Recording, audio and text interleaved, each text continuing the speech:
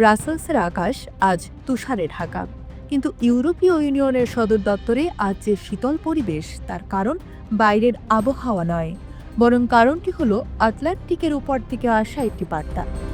কয়েক দশক ধরে যে আমেরিকাকে ইউরোপ তাদের রক্ষাকর্তা হিসেবে জানত, সেই আমেরিকা যেন আজ হঠাৎ তাদের দিকেই ফিরে দাঁড়িয়েছে।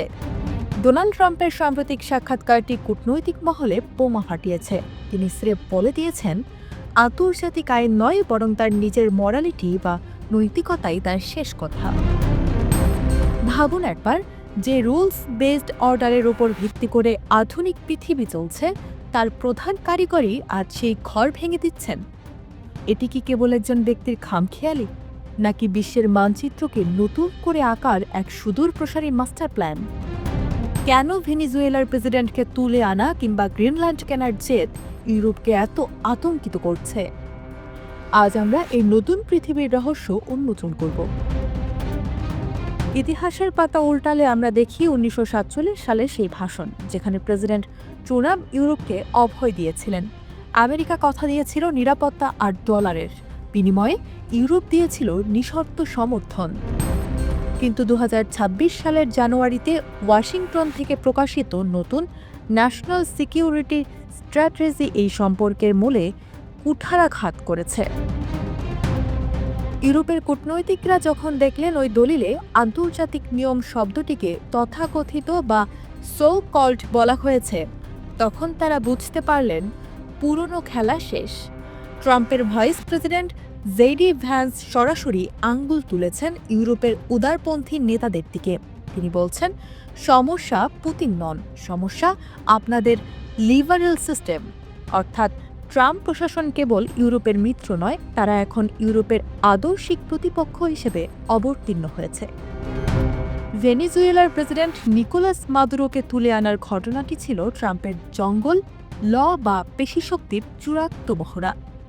কোনো যুদ্ধ নেই, কোনো পরোয়ানা নেই, সরাসরি কমান্ডো পাঠিয়ে একটি দেশের সার্বভৌমত্বকে বুড়ো আঙুল দেখানো। প্যারিস বা বার্লিন যখন এই ঘটনার নিন্দা জানাতে গেল, তখন তাদের কণ্ঠে কোনো জোর ছিল না। কেন? কারণ ট্রাম্পের যুক্তি ছিল সেফ জাতীয় নিরাপত্তা। ইউরোপ এখন ভাবছে, কাল যদি ট্রাম্প মনে করেন জার্মানির কোনো বাণিজ্যিক নীতি আমেরিকার নিরাপত্তার জন্য হুমকি, তবে কি তিনি বার্লিনেও হেলিকপ্টার পাঠাবেন? ট্রাম্পের এই নতুন নীতিতে আইন নয়, বরং ব্যক্তিগত ইচ্ছাই হয়ে দাঁড়িয়েছে শেষ কথা। ইউরোপ আজ এক হিংস্র বাঘের সাথে একই খাঁচায় আটকা পড়েছে।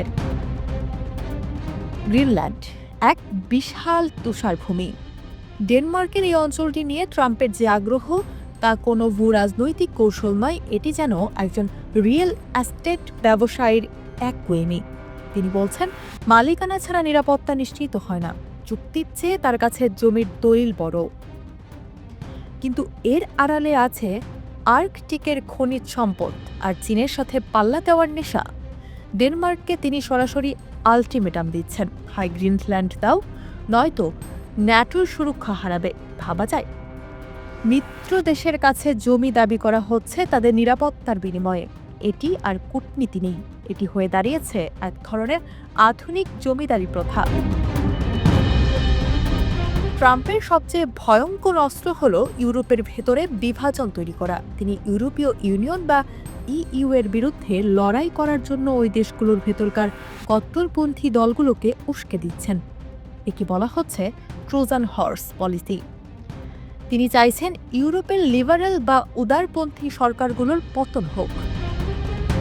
ইলন মাস্কের মতো ধনকুবেররা সরাসরি ইইউ বিলুপ্তির কথা বলছেন।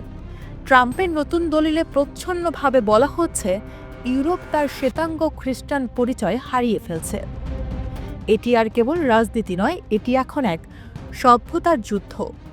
ট্রাম্প চাইছেন এমন এক ইউরোপ যা ব্রাসেলসের আইন মানবে না, বরং ওয়াশিংটনের ডনের প্রতি অনুগত থাকবে।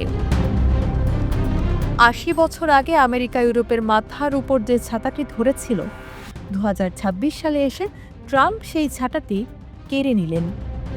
ন্যাটোর সদস্য দেশগুলোকে এমন এক খরচের বোঝা চাপিয়ে দেওয়া হয়েছে যা পূরণ করা অসম্ভব। এটি আসলে ন্যাটো থেকে বেরিয়ে যাওয়ার এক অজুহাত মাত্র। ইউরোপ আজ এতিম। একদিকে রাশিয়ার কামানের গর্জন, অন্যদিকে আমেরিকার এই নীরব বিশ্বাসঘাতকতা। ব্রাসেলসের এই বরফে ঢাকা রাস্তার মতোই ইউরোপের ভবিষ্যৎ এখন অস্পষ্ট। ক্ষমতার এই নতুন দাবার বোর্ডে দয়া বা মায়ার কোনো স্থান নেই। ডোনাল্ড ট্রাম্প বিশ্বকে একটি বার্তাই দিলেন, পুরনো নিয়ম অতীত, এখন শুরু হয়েছে শক্তির রাজত্ব।